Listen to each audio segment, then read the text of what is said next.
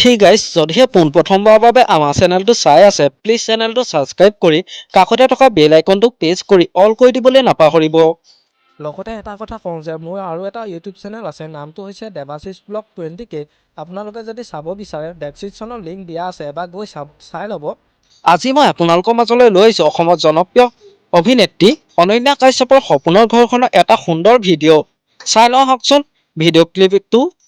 আপোনালোকে যদি অনন্যা কাশ্যপৰ অনুৰাগী হয় ভিডিঅ'টো শেষলৈকে চাই থাকিব আৰু ভিডিঅ'টো যিমান পাৰে শ্বেয়াৰ কৰি দিব। বলকচোন ভিডিঅ'টো দেৰি নকৰি আৰম্ভ কৰোঁ।